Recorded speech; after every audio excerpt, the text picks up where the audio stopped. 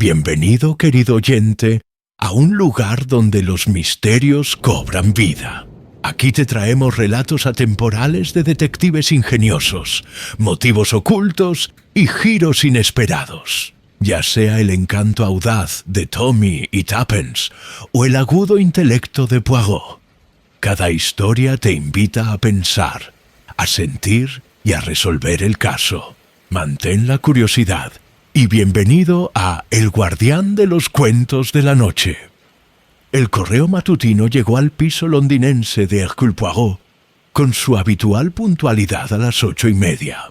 Entre la correspondencia habitual había un sobre color crema de excelente calidad, escrito con una letra audaz impaciente que sugería que su remitente tenía poca paciencia para las sutilezas de la caligrafía. Poirot rajó el sobre con su cortapapeles, una pequeña ceremonia en la que insistió, y extrajo una sola hoja. «Mi querido señor Poirot, necesito su ayuda con suma urgencia para la fiesta de nuestro pueblo en Nasse House este sábado. Estoy organizando una cacería simulada, un juego donde los invitados siguen pistas para descubrir un cadáver y resolver un asesinato ficticio. Sin embargo, tengo la extraña sensación de que algo no anda bien. Llámese intuición femenina si quiere, pero presiento que hay peligro bajo la superficie de nuestra inocente diversión. Por favor, ven. Te espero el viernes por la noche. Suyo con urgencia, señora Ariadne». Oliver, las cejas de Poirot se alzaron en 2 arcos perfectos. La señora Oliver, la novelista de considerable reputación y aún mayor imaginación, era propensa a hacer declaraciones dramáticas. Sin embargo, sus instintos, por muy caóticos que fueran, solían ser acertados. Echó un vistazo a su agenda. Nada que no se pudiera reprogramar, y el campo en junio sería agradable. George llamó a su ayuda de cámara. «Necesitaremos que prepares las maletas para el fin de semana. Me voy a Devon. Nasse House. Se alzaba a orillas del río Helm, en un entorno de belleza casi teatral. La mansión georgiana dominaba sus terrenos con serena autoridad. Ondulantes prados descendían hasta el río, bosques la rodeaban por 3 lados y un cobertizo para botes se erguía en la orilla como un añadido decorativo. Poirot llegó justo cuando el sol del atardecer proyectaba largas sombras sobre el camino de grava. La señora Oliver salió de la casa antes de que él pudiera tocar el timbre. Una mujer robusta y alegre, con el pelo gris revuelto por el viento, como si un huracán especialmente fuerte lo hubiera peinado. «Señor Poirot, gracias a Dios que ha venido. He estado teniendo las peores premoniciones». «Señora, encantado como siempre», dijo Poirot, haciendo una reverencia con la cortesía de antaño. «Pero estas premoniciones, ¿acaso son fruto de un exceso de creatividad? Ha estado planeando esta investigación, ¿verdad? Durante semanas. Y todo se ha vuelto terriblemente complicado. Lady Stubbs, la dueña, es un completo desastre organizando. Bella como una muñeca y tan inútil como ella.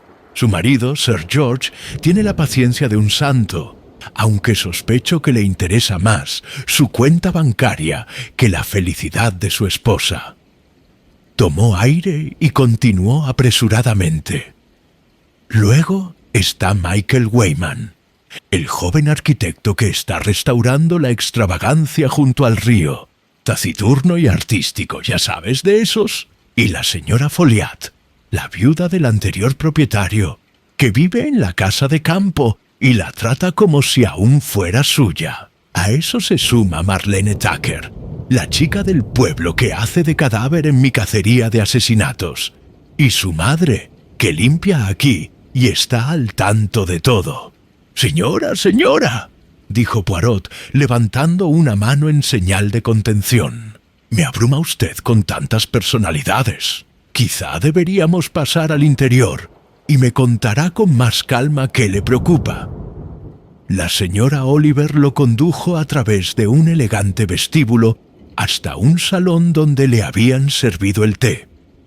Mientras se lo servía, dijo en voz más baja: «No sé qué es exactamente, simplemente algo no cuadra». Lady Stubbs haciendo preguntas extrañas sobre la ruta de la cacería del asesinato. Alguien en el bosque a horas intempestivas. Y ayer descubrí que las pistas que había escondido para el juego habían desaparecido. ¿Conmovido? ¿Por quién? Ese es el problema. Nadie lo admite. Y Marlene, la chica que se hace la víctima, ha estado actuando de forma extraña, nerviosa y reservada. Antes de que Poirot pudiera responder, la puerta se abrió y entró una mujer que no podía ser otra que Lady Stubbs. Tendría unos 30 años y poseía una belleza deslumbrante, casi artificial en su perfección. Cabello dorado peinado en ondas delicadas, enormes ojos azules y una tez de porcelana. Vestía un elegante y sencillo traje azul pálido. «Oh», dijo con voz ligeramente infantil. «Señora Oliver, Sir George quiere saber sobre el juego del coco. ¿Vamos a usar cocos de verdad?» La expresión de la señora Oliver sugería que no era la primera vez que le hacían esa pregunta. «Sí, Lady Stubbs, cocos de verdad, tal y como habíamos hablado». «Ah, qué bien. Me gustan los cocos». Le dedicó una leve sonrisa a Poirot. «¿Quién es?» «Este es el señor Hercule Poirot, el famoso detective. Me está ayudando con la investigación del asesinato». «¿Detective? ¡Qué emocionante!». Lady Stubbs juntó las manos como una niña encantada. «¿Atraparás a un asesino? Sinceramente, espero que no, señora», dijo Poirot con gravedad. Ella rió, un sonido tintineante y vacío, y salió de la habitación tan desorientada como había entrado. La señora Oliver se inclinó hacia adelante. «¿Ven a lo que me refiero con ella? A veces me pregunto si... Bueno, no es que sea sencilla, pero sí que le falta un tornillo. Sir George se casó con ella en Italia hace 3 años. Era viuda, creo, y tenía una pequeña fortuna. Le viene de perlas. Nasse House devora el dinero como una termita la madera. Y este joven arquitecto, el señor Weyman. Estamos trabajando en la extravagancia arquitectónica. Sir George tiene la idea de convertirla en un mirador o una casa de verano. Weyman es talentoso pero temperamental. Se pasa la mitad del tiempo dibujando a Lady Stubbs cuando debería estar dibujando planos». Un gong sonó en el salón. «La cena», anunció la señora Oliver. «Conocerás a todos entonces. Y señor Poirot, por favor, observe con atención. Sé que tengo razón. Algo siniestro se avecina en Nasse House». Esa noche, la cena reunió a 8 personas en el comedor iluminado por velas. Poirot, observador experto como era, catalogó la personalidad de cada uno con el cuidado metódico de un lepidopterólogo que clasifica mariposas. Sir George Stubbs presidía la mesa. Un hombre corpulento, de unos 50 años, con ojos penetrantes y el porte de alguien que calculaba los márgenes de beneficio incluso al untar mantequilla en el pan. Trataba a su esposa con la indulgencia y la paciencia que se le mostraría a una mascota querida pero traviesa. A la derecha de Sir George se sentaba la señora Folliot, una mujer delgada y erguida, de unos 70 años, vestida con seda negra que había visto tiempos mejores. Su rostro era distinguido, su porte el de quien acostumbraba a mandar. Hablaba poco, pero lo observaba todo. «¿Cuánto tiempo lleva Nasse House en su familia, señora?», preguntó Poirot cortésmente. «3 siglos, señor Poirot. La familia de mi marido la construyó en 1690. Cuando James falleció y los impuestos de sucesión se volvieron insostenibles, nos vimos obligados a venderla. Sir George tuvo la amabilidad de permitirme quedarme en la casa. Su voz era firme, pero Poirot percibió el leve temblor de una vieja pena y un orgullo aún mayor. El lugar se caía a pedazos. Dijo Sir George con entusiasmo. Me costó una fortuna hacerlo habitable. Aún así tiene potencial. Solo la ubicación ya vale una fortuna. Al otro lado de la mesa, Michael Wayman habló por primera vez. Tendría unos 28 años. Era moreno e intenso, con manchas de pintura en los puños a pesar del ambiente formal. ¿Potencial para qué, Sir George? ¿Desarrollo? Espero que no esté considerando uno de esos planes. Venga, Wayman, no hablemos de negocios en la cena. La extravagancia arquitectónica es una estructura catalogada de grado segundo. Continuó Wayman. No se puede demoler ni alterar sustancialmente sin... Dije que no en la cena. El tono de Sir George se había endurecido. Siguió una pausa incómoda, interrumpida por la alegre pregunta de Lady Stubbs. ¿Habrá fuegos artificiales mañana? Me encantan los fuegos artificiales, no en una fiesta diurna. Querida, dijo Sir George con paciencia. También estaba presente el capitán James Warburton, secretario privado de Sir George. Un hombre delgado y eficiente de 40 años, con porte militar, y la mirada atenta de quien estaba acostumbrado a anticiparse a las necesidades de su empleador.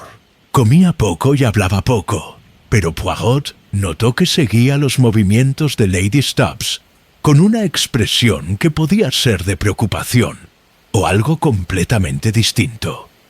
Las dos últimas invitadas fueron la señorita Brewis, el ama de llaves, una mujer capaz, de cabello gris hierro y con el aire de mártir de quien hace que todo funcione sin recibir reconocimiento. Y, para sorpresa de Poirot, una joven de quizás 24 años, que fue presentada como la señorita Alison Ledge. La señorita Ledge se hospeda en el albergue del pueblo, explicó la señora Oliver. Es diseñadora comercial, viene de Londres y está aquí de vacaciones haciendo senderismo. Qué conveniente que sus vacaciones coincidan con nuestra fiesta, observó Poirot. La señorita Ledge tenía un rostro inteligente, más bien sencillo, y un trato directo. Confieso que siento curiosidad por la investigación del asesinato de la señora Oliver. Diseño envases y campañas publicitarias. Los misterios me interesan como rompecabezas de desorientación y revelación.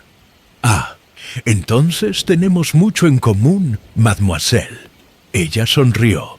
Lo dudo, señor Poirot. Usted resuelve misterios de verdad. Yo simplemente coloco el jabón en polvo para que parezca atractivo. Tras la cena, mientras los invitados se dispersaban hacia el salón para tomar café, Poirot se encontró brevemente a solas con el capitán Warburton. ¿Cuánto tiempo llevas con Sir George, capitán? 18 meses, señor, desde que dejé el ejército. ¿Y le parece satisfactorio el puesto?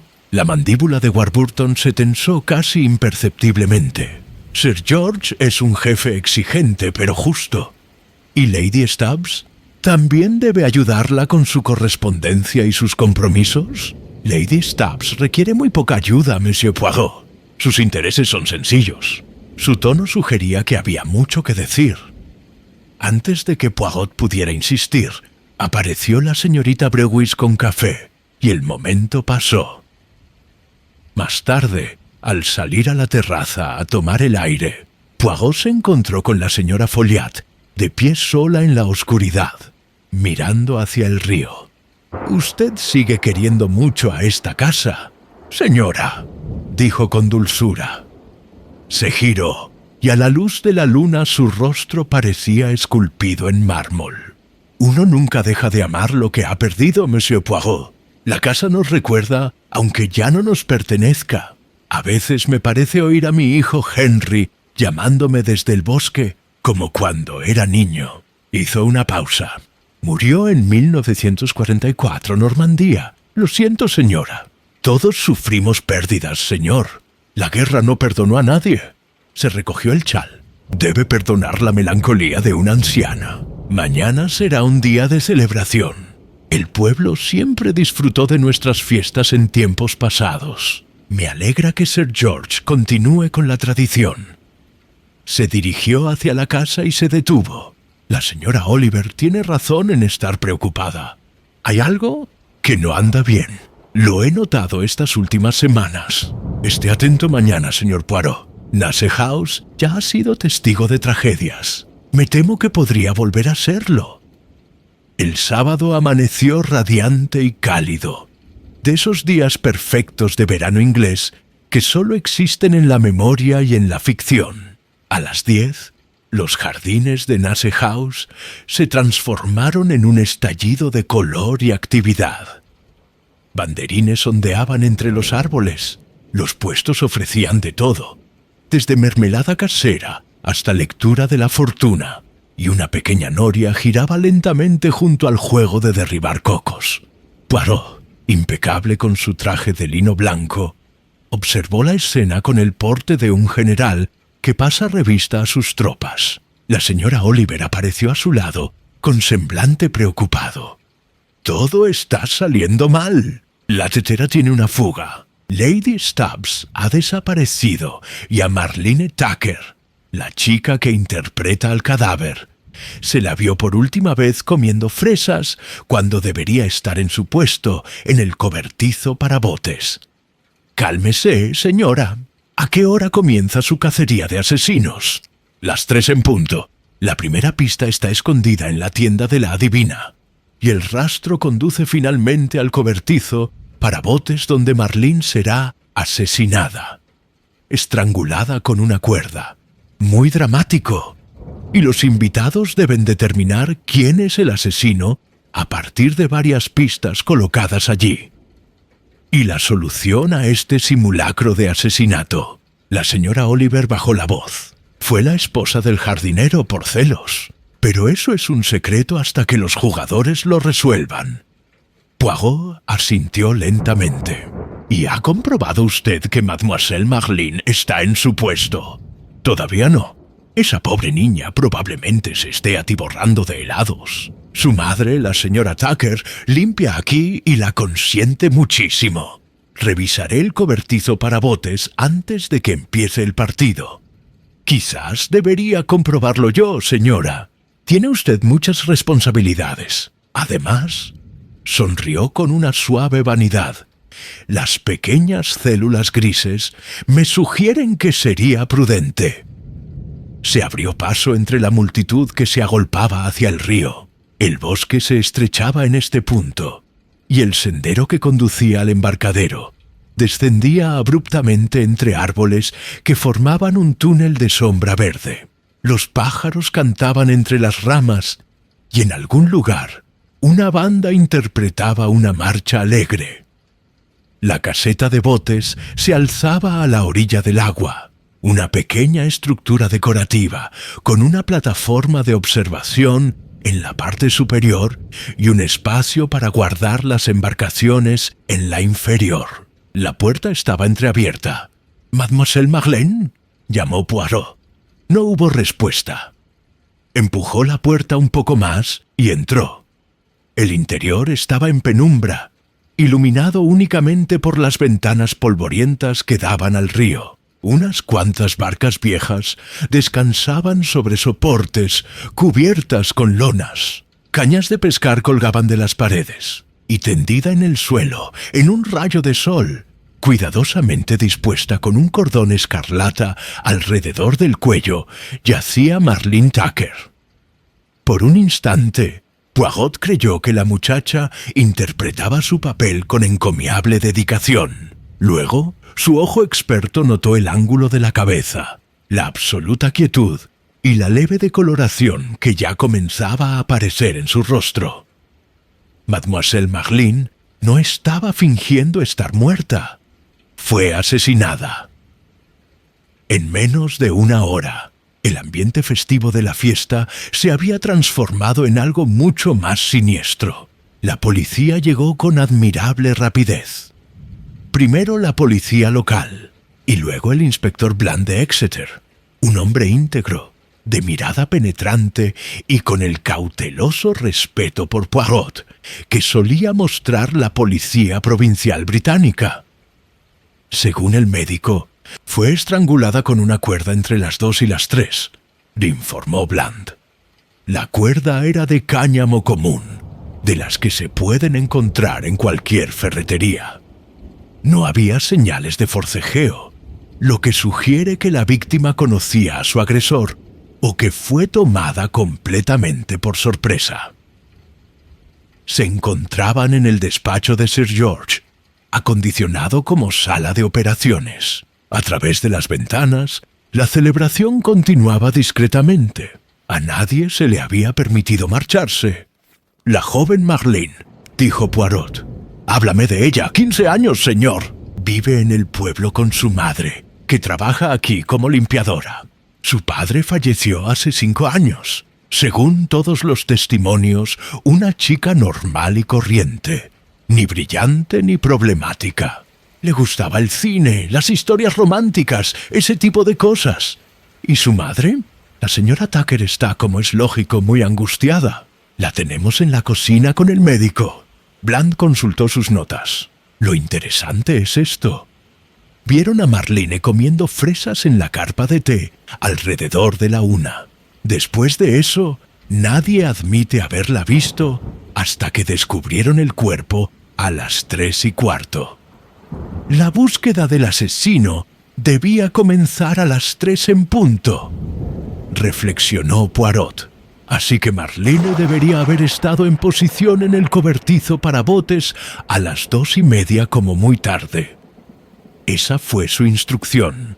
Sí, la señora Oliver fue muy específica.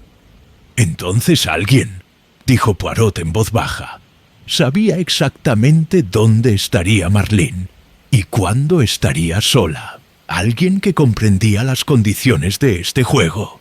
¿Crees que está relacionado con la propia cacería del asesino?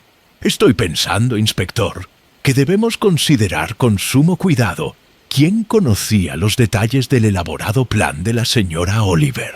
Y, lo que es más importante, ¿por qué alguien querría matar a una chica de 15 años que, según todos los indicios, era completamente inocente? Bland frunció el ceño. Podría ser un asesino ocasional. Un vagabundo en el bosque vio una oportunidad. «No lo creo», dijo Poirot, tocándose la cabeza con la punta ovalada. No, este asesinato fue premeditado. Piénselo. El asesino sabía que Marlene estaría sola en el cobertizo para botes. Sabía que tenía que fingir ser un cadáver. Así que cualquiera que la viera allí tirada, asumiría que simplemente estaba interpretando su papel. Sabía que nadie la vigilaría hasta que el juego hubiera comenzado. Esto no habla de un acto impulsivo, sino de un acto calculado. Entonces, ¿quién? Todos en la casa tenían acceso a los planes de la señora Oliver. Precisamente, mon ami. Y por ahí debemos empezar. Durante las horas siguientes, Poirot entrevistó a cada miembro de la casa y a varios invitados con la paciente minuciosidad que era su sello distintivo. Señora Stubbs había desaparecido de la fiesta alrededor de las 2 de la madrugada. Finalmente la encontraron en su habitación, después de haberse quitado los zapatos porque le apretaban. Afirmó no haber visto nada extraño y parecía más preocupada por la interrupción de su fiesta que por el asesinato en sí.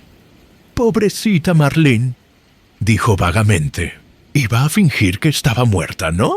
Y ahora lo está de verdad. ¡Qué triste!». Sus hermosos ojos no reflejaban ninguna tristeza en particular. Sir George había estado gestionando el puesto de tiro al coco y tenía testigos que lo situaron allí desde la 1:30 hasta las 3 en punto sin interrupción. ¡Qué barbaridad!, exclamó con voz bravucona. «No me imagino quién haría algo así. La chica no tenía enemigos, ni dinero, nada por lo que valiera la pena matar». Michael Weymanel, arquitecto, admitió que había estado dibujando cerca de la extravagancia arquitectónica, solo entre las 2 y las 3 de la tarde. «Suelo trabajar allí», dijo a la defensiva. «La luz es buena y me contrataron para restaurar esa cosa. Ni me acerqué al cobertizo para botes. Ni siquiera conocía a la chica. Solo la saludé con un gesto de cabeza».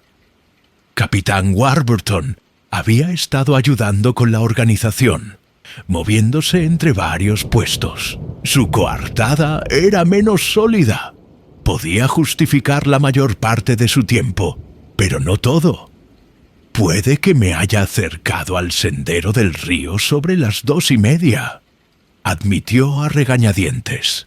Necesitaba un momento de paz lejos del ruido. ¿Y viste a alguien? Nadie. El camino estaba vacío. Señora Folliat había estado en la carpa de té, sirviendo té y charlando con los aldeanos. Un papel que, al parecer, había desempeñado en todas las fiestas durante 40 años. Su coartada era irrefutable.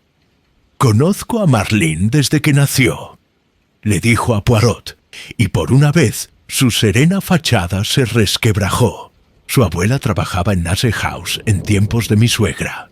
Pensar que la violencia le llegara aquí, precisamente aquí. Señorita Brewis, la ama de llaves, había estado en todas partes y en ninguna, supervisando, corrigiendo, gestionando crisis. «No puedo darles una descripción detallada», dijo secamente. «Estaba haciendo mi trabajo, que implica estar constantemente en movimiento.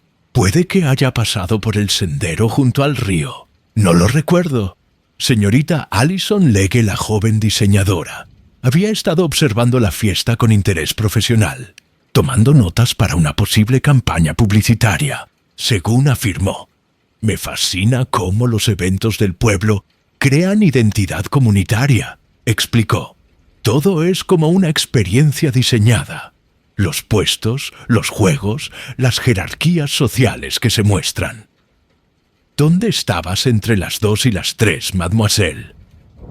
«Paseando por los jardines principalmente. Fui brevemente al bosque. Hay una vista preciosa desde la colina que domina el monumento. No vi a nadie sospechoso. Y finalmente señora Oliverella misma, que había estado en estado de pánico controlado desde la mañana hasta el descubrimiento del cuerpo». «No volví a ver a Marlene después de la 1», dijo con tristeza. «Supuse que había ido al cobertizo de botes, como le habían dicho. Si tan solo hubiera comprobado, podría haberlo evitado. No debe culparse a sí misma, señora. Pero presentí que algo andaba mal. ¡Te lo dije! Y ahora ese pobre niño». Poirot le dio una palmadita en la mano. «Háblame de las pistas de la cacería del asesinato.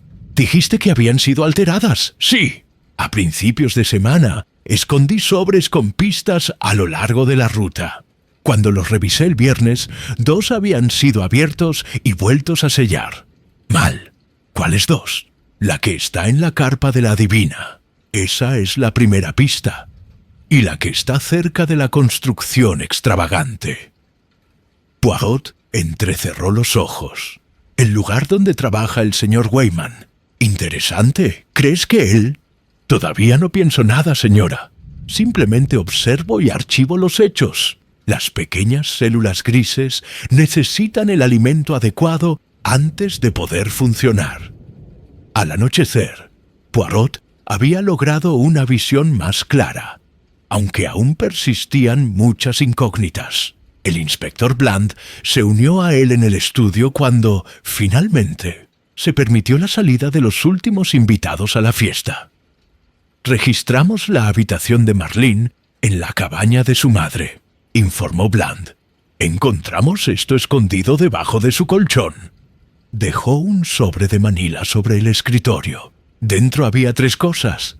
Un recorte de periódico sobre el matrimonio de Lady Stubbs con Sir George 3 años antes. Una fotografía de una joven que se parecía a Lady Stubbs, pero con un rostro de alguna manera más duro, y una carta escrita con letra infantil y fechada 3 días antes. Poirot leyó en voz alta: «Conozco tu secreto, y a menos que me pagues, lo revelaré. Deja 50 libras en el depósito el sábado por la mañana. MT. Chantaje», dijo Bland tajantemente. La chica Tucker estaba chantajeando a alguien. ¿Pero quién? ¿Y qué secreto guarda? Poirot estudió la fotografía. Esta mujer de la foto se parece a Lady Stubbs, pero no es Lady Stubbs, creo. Podría ser una hermana, o una coincidencia. En las investigaciones de asesinato, inspector, no creo en las coincidencias, dijo Poirot, dando un golpecito a la fotografía. Lady Stubbs era italiana, ¿no es así? Una viuda con una pequeña fortuna. Pero ¿qué pasaría si Lady Stubbs no es quien dice ser? ¿Interpretación? Es una posibilidad que debemos considerar. Marlene no era una niña sofisticada, pero sí observadora. Si vio esta fotografía en algún sitio, oyó algo, ató cabos. Podría haber intentado de forma ingenua un chantaje. Entonces Lady Stubbs la mató. Poirot frunció el ceño. Lady Stubbs no es, creo, capaz de planear semejante asesinato. O es realmente ingenua, o una actriz de extraordinaria habilidad. Además, sus movimientos están documentados. ¿Y qué hay de Sir George, que protege a su esposa? Quizás. Pero aún hay mucho que no tiene sentido. No, debemos indagar más a fondo en el pasado de todos en Nasse House. Las excavaciones dieron resultado al anochecer. Las llamadas telefónicas y los telegramas del inspector Bland a Londres revelaron varios datos intrigantes. Michael Wayman No era simplemente arquitecto. Había estado comprometido 2 años atrás con una joven adinerada que murió repentinamente en Italia, ahogada en el lago Como. La muerte se dictaminó como accidental, pero surgieron dudas. La mujer se llamaba Margaret Fane y viajaba con su acompañante, una mujer llamada Hattie Stubbs. Hattie Stubbs era el apellido de soltera de Lady Stubbs. Don Capitán Warburton había abandonado el ejército en circunstancias algo turbias relacionadas con la desaparición de fondos del regimiento. No se probó nada, pero la sombra persistía. Señorita Alison Lequenot era simplemente una diseñadora comercial. Había trabajado brevemente para la inteligencia británica durante la guerra y aún mantenía ciertos contactos. Y lo más sorprendente de todo, Sir George Stubbs, antes de casarse, estaba al borde de la bancarrota. La supuesta fortuna que su esposa aportó al matrimonio lo salvó, pero no se pudo encontrar rastro alguno del origen de dicha fortuna. Así que tenemos una casa llena de mentirosos, observó Bland. Tenemos una casa llena de gente con secretos, corrigió Poirot. No es exactamente lo mismo, pero uno de esos secretos condujo a un asesinato. Se puso de pie y caminó de un lado a otro hasta la ventana, mirando hacia el terreno oscuro, donde las luces de la casa proyectaban sombras inciertas. Consideremos lo que sabemos. Marlene Tucker descubrió algo, quizás por accidente, que creyó que le reportaría 50 libras en chantaje. Dejó una nota en el cobertizo, insinuando que su objetivo estaría allí para encontrarla.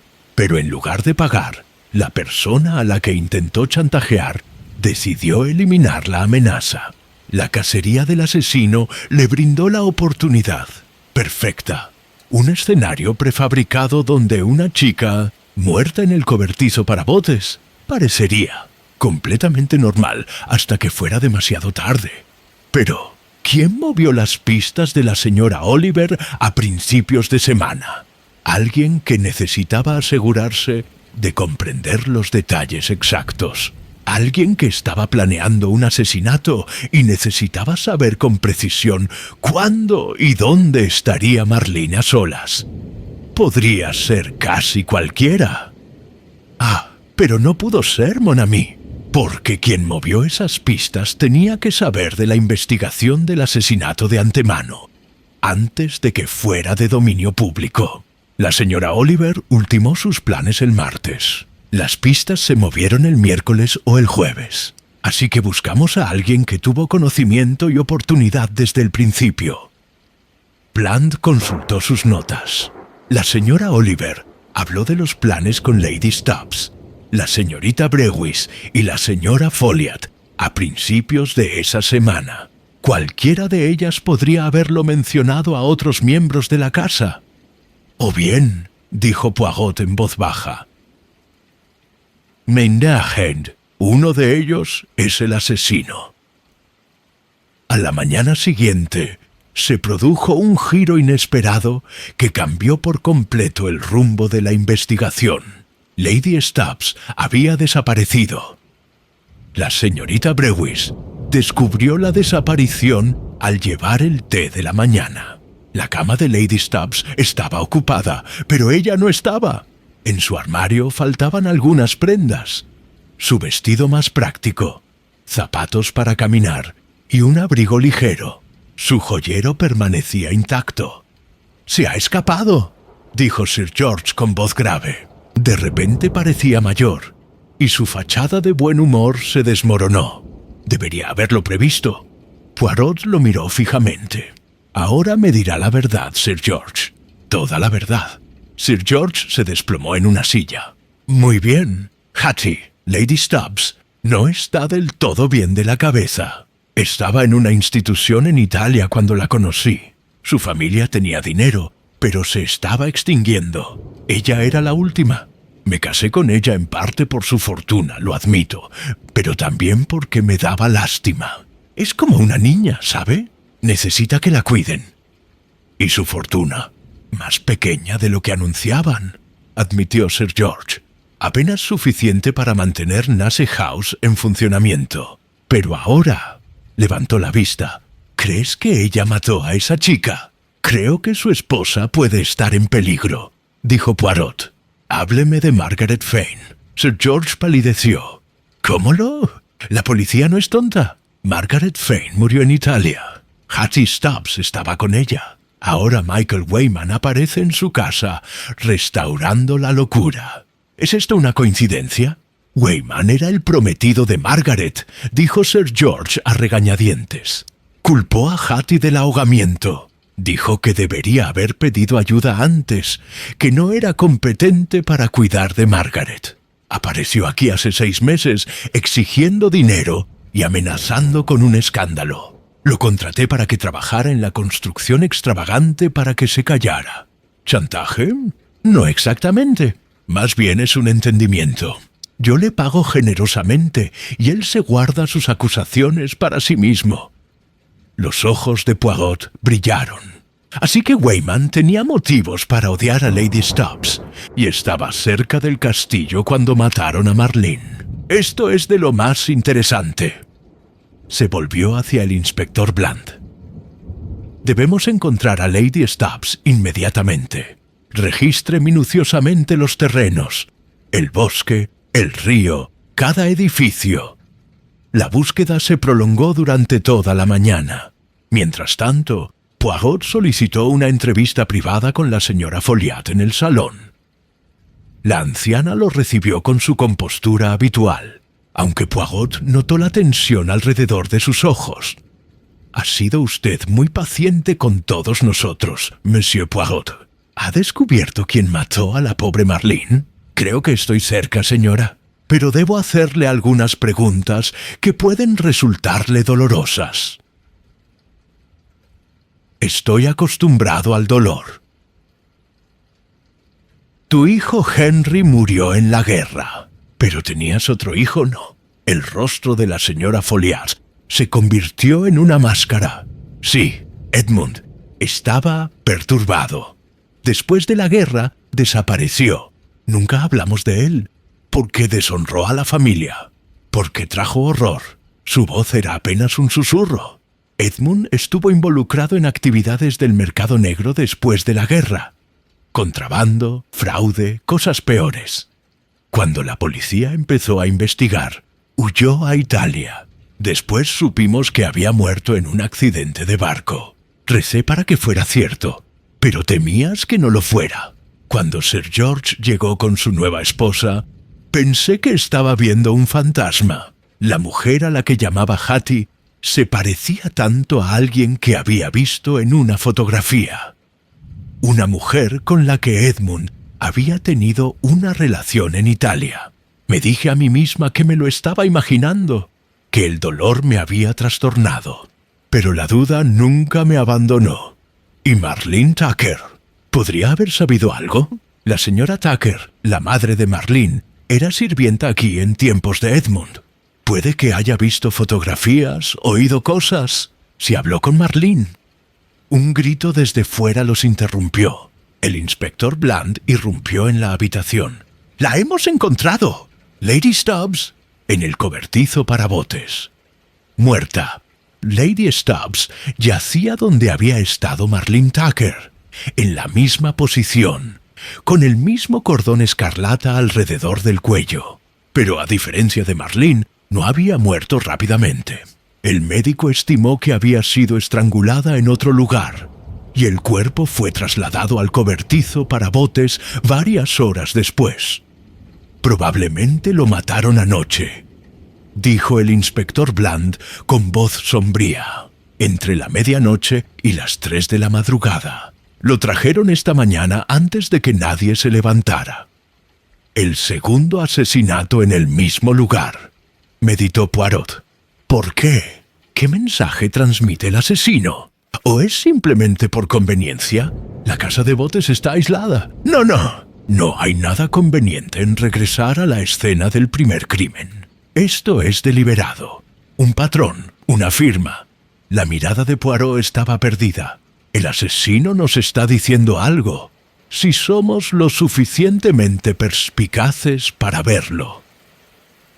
Regresaron a la casa, donde Sir George permanecía sentado en un silencio atónito. El capitán Warburton rondaba ansioso, y la señorita Brewis mantenía el orden a pura fuerza de voluntad. La señora Oliver se había metido en la cama, presa de los nervios. Michael Weyman había sido encontrado en su cabaña y traído de vuelta bajo custodia.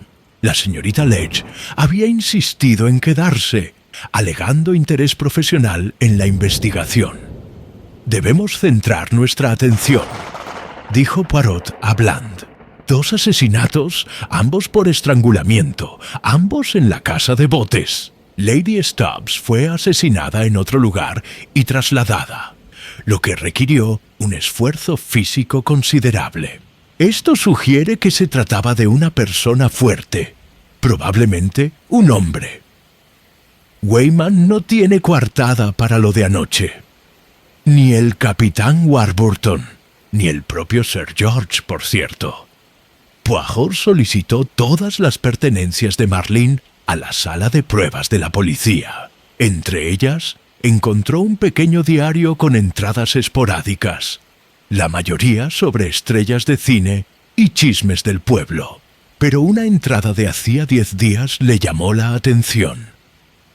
Hoy vi algo gracioso en el parque temático. El señor W estaba hablando con alguien en el bosque.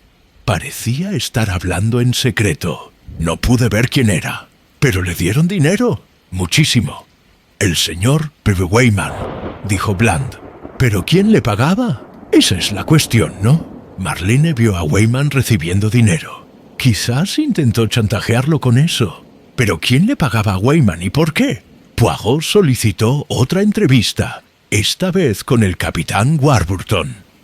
El capitán llegó de mala gana, con su porte militar rígido por la tensión. Capitán, dígame la verdad ahora. Usted le estaba pagando dinero a Michael Weyman. ¿Por qué? El rostro de Warburton reflejaba emociones contradictorias. Finalmente dijo, porque me estaba chantajeando. No por los fondos del regimiento. Eso nunca se demostró.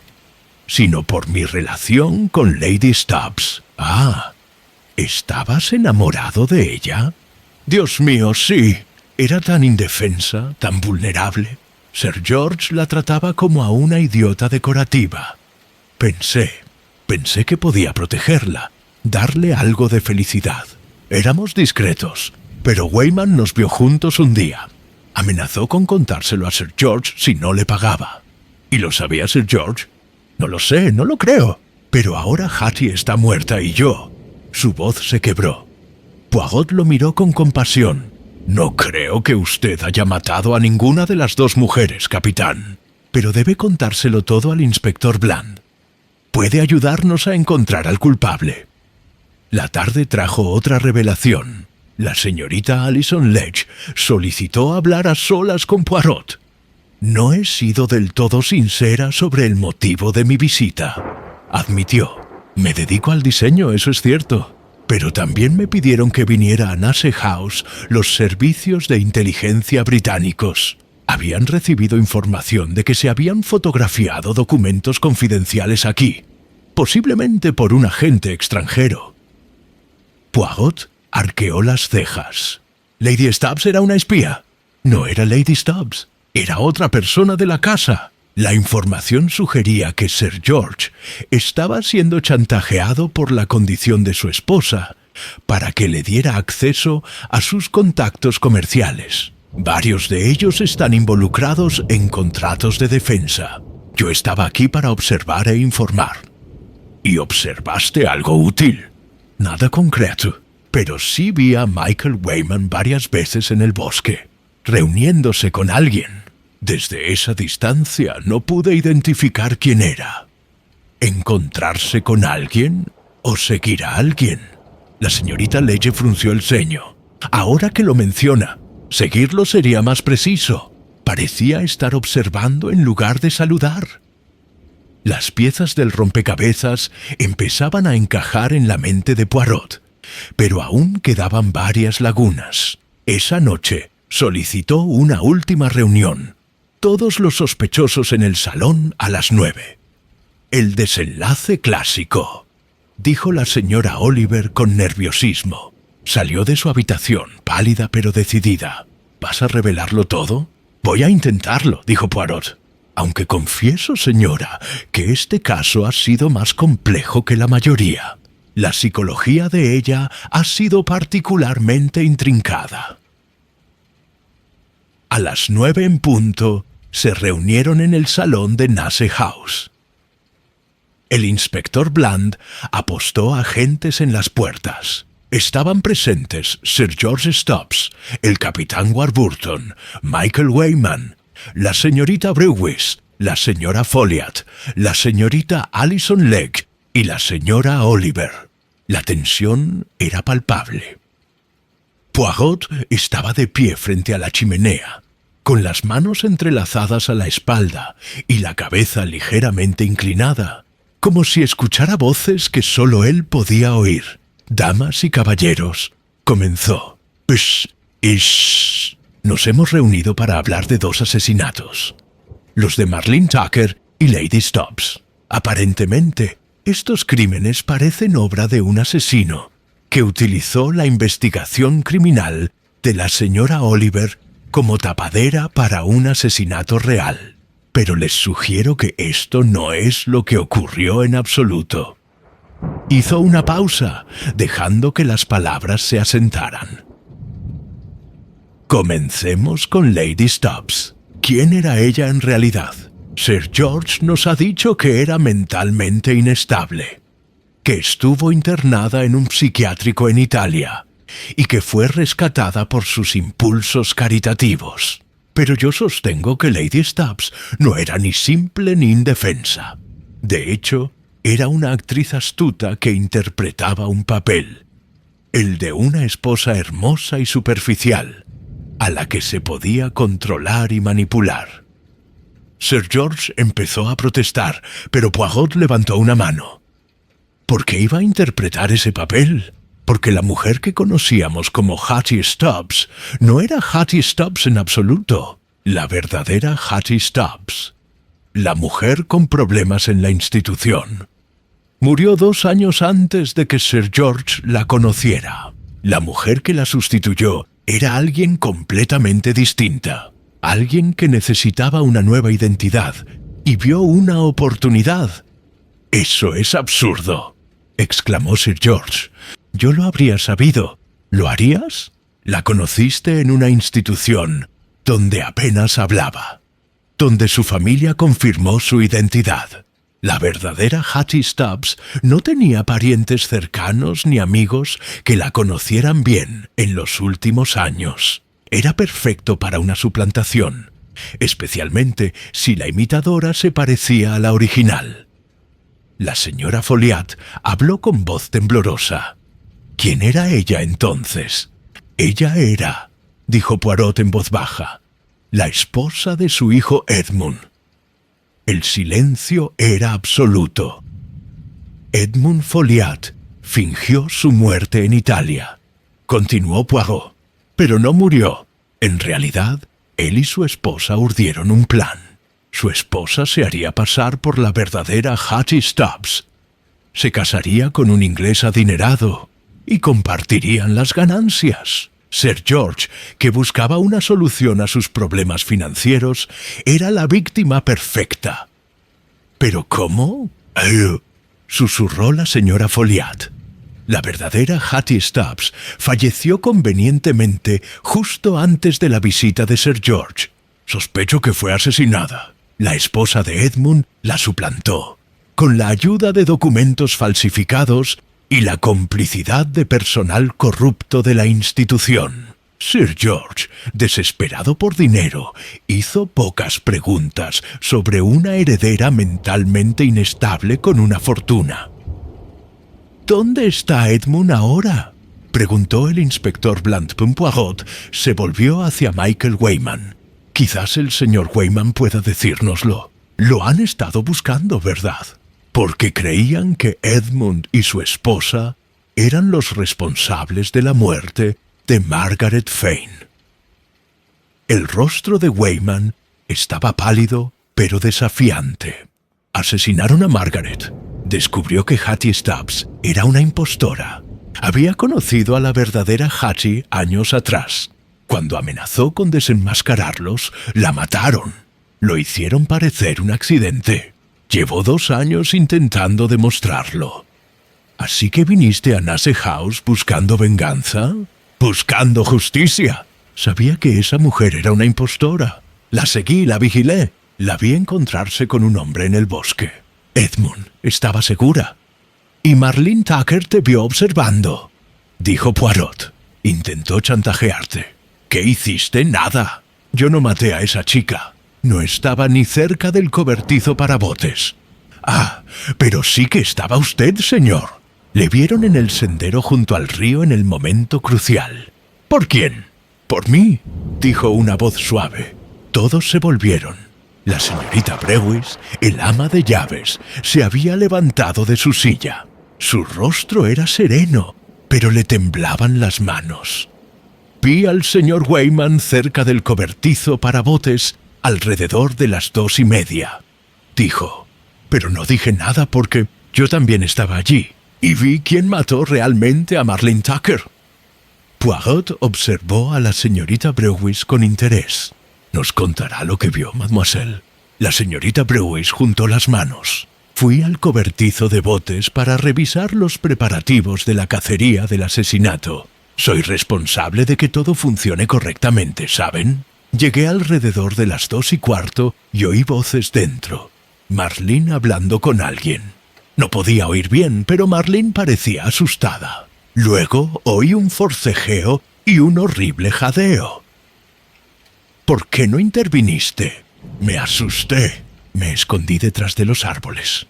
Unos instantes después, vi a alguien salir del cobertizo para botes, dirigiéndose rápidamente hacia el bosque. Pero hay algo que debes entender. No era Lady Stubbs. Era un hombre vestido con la ropa de Lady Stubbs. Un hombre con peluca y maquillaje». La sala estalló en exclamaciones. «Edmund Folliot», dijo Poirot con calma. «Ha estado viviendo oculto en Nasse House todo este tiempo. Su esposa interpretó el papel de la indefensa Lady Stubbs y él permaneció en las sombras, hasta que Marlene Tucker amenazó con exponer su plan. Pero, ¿por qué Marlene tendría pruebas en su contra?, preguntó la señora Oliver. ¿Por qué?, dijo Poirot. La madre de Marlene, la señora Tucker, había sido criada en Nasse House en tiempos de Edmund. Había visto fotografías de Edmund y su esposa. Cuando llegó la mujer que se hacía llamar Lady Stubbs, la señora Tucker la reconoció, pero no dijo nada hasta que se lo contó a su hija. Marlene, joven e ingenua, pensó que podía sacarle dinero. Escribió su nota de chantaje y la dejó en la mansión, sin saber que estaba firmando su propia sentencia de muerte. Así que Edmund mató a Marlene, dijo el inspector Bland.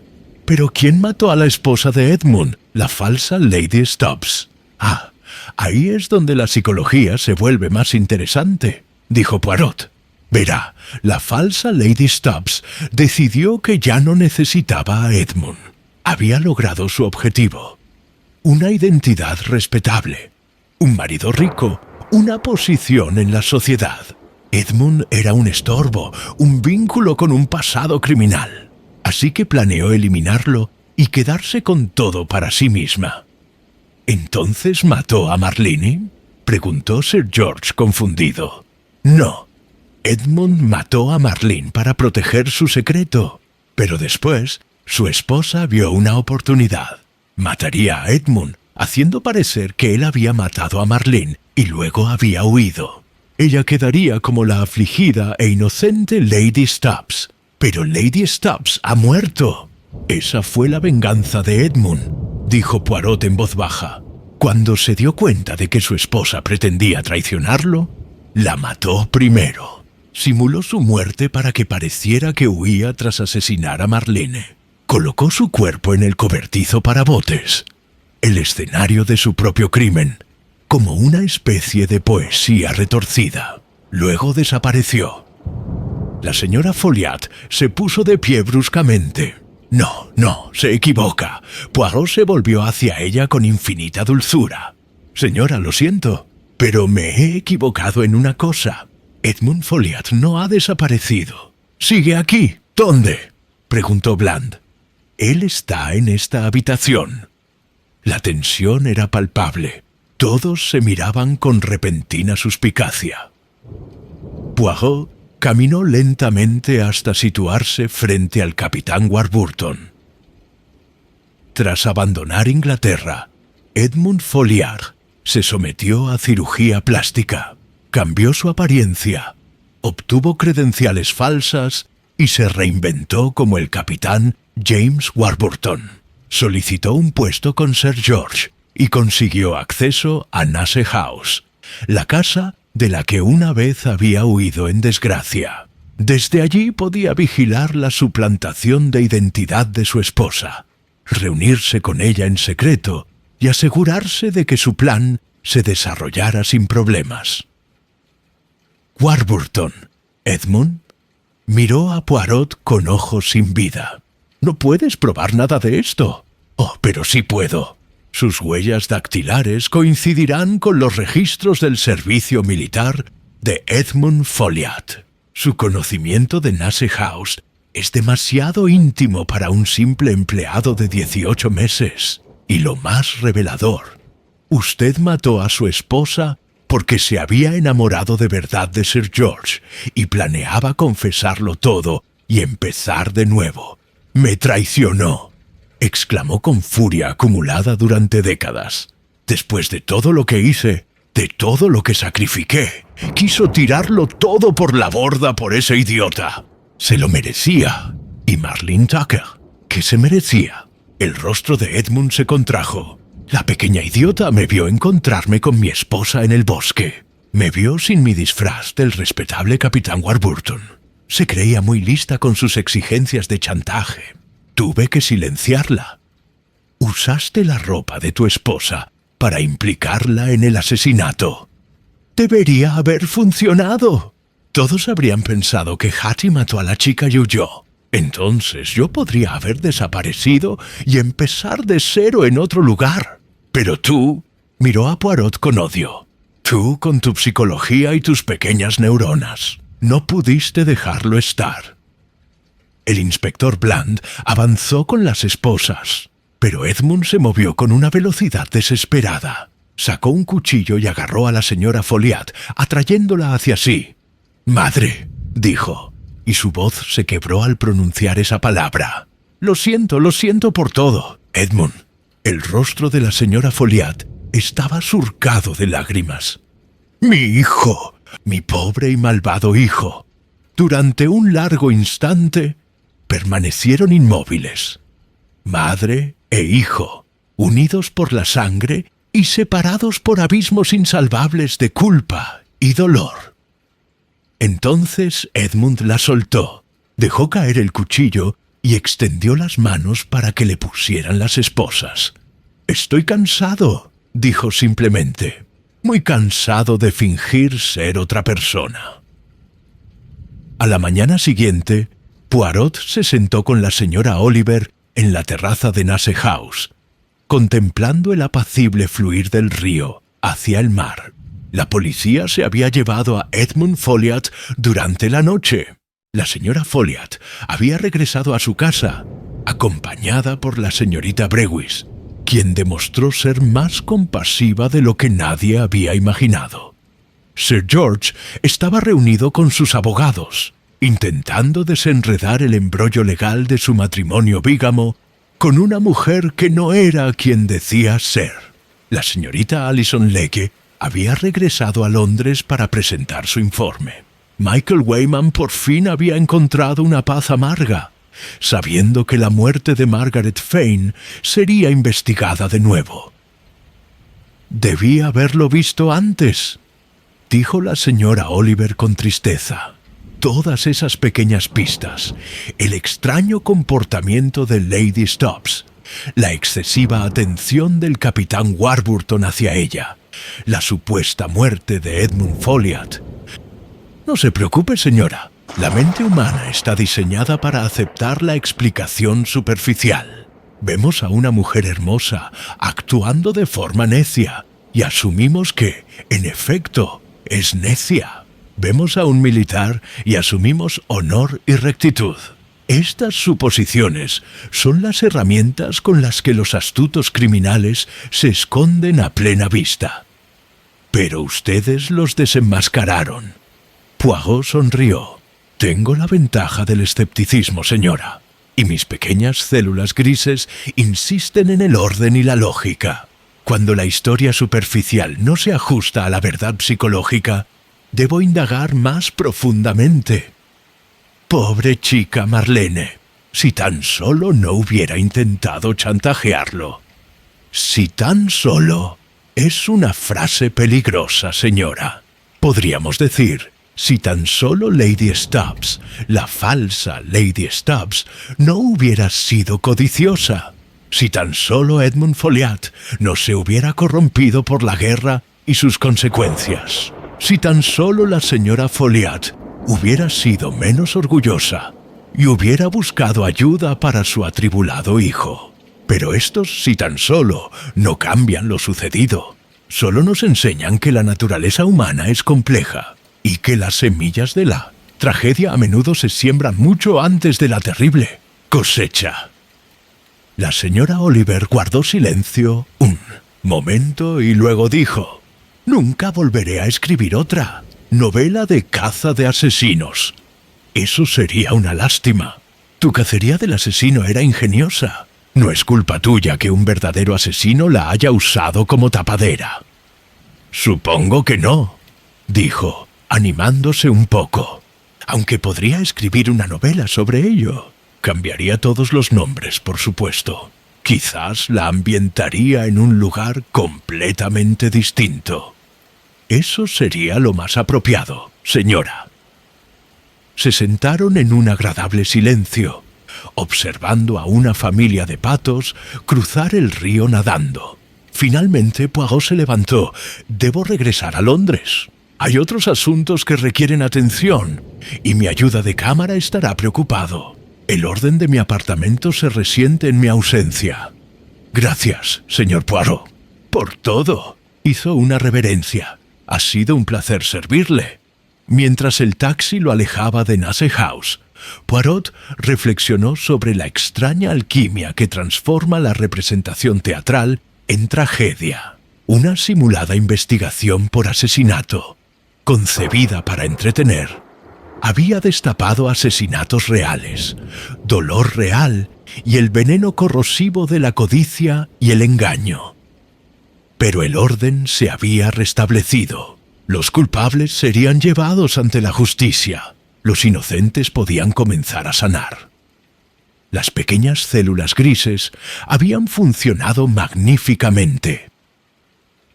3 meses después, Poirot recibió una carta con matasellos de un pueblo de Devon. Estaba escrita en papel de buena calidad, con la letra firme de alguien acostumbrado al deber y la responsabilidad. Estimado señor Poirot, le escribo para informarle que he devuelto la casa Nasse a la señora Folliat. Después de todo lo sucedido, no puedo, en conciencia, permanecer aquí. La casa le pertenece en todos los sentidos importantes. Me he retirado a una propiedad más pequeña. La señorita Brewis ha tenido la amabilidad de aceptar seguir trabajando para mí. He descubierto que es mucho más que eficiente. Es bondadosa, y en mi precaria situación económica, la bondad vale más que la belleza o la fortuna. El capitán Warburton, o mejor dicho, Edmund Folliat, será juzgado el mes que viene. La señora Folliat ha envejecido terriblemente, pero conserva su dignidad. Lo visita con frecuencia en prisión. No puedo condenarla por amar a su hijo a pesar de sus crímenes. Pensé que debías saber que la madre de Marlene Tucker ha recibido ayuda. No puede compensar la pérdida de su hija, pero espero que le brinde un pequeño consuelo. Gracias por su discreción respecto a mi imprudente participación en este trágico suceso. Podría haberme dejado en evidencia como la ingenua que fui, pero optó por la clemencia. Me mantengo con respeto y gratitud.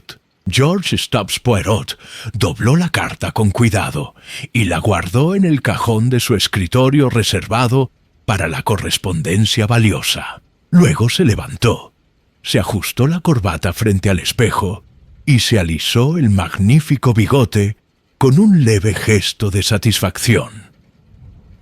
Fuera de su ventana, Londres vibraba con su energía habitual. Se cometían crímenes, se guardaban secretos, verdades esperaban ser descubiertas, pero al menos por hoy reinó el orden. Y Hercule Poirot, ese supremo defensor del orden, se permitió una pequeña sonrisa de satisfacción. El juego de la vida continuaba. En algún lugar, otro misterio aguardaba. Pero esa, como se suele decir, es otra historia.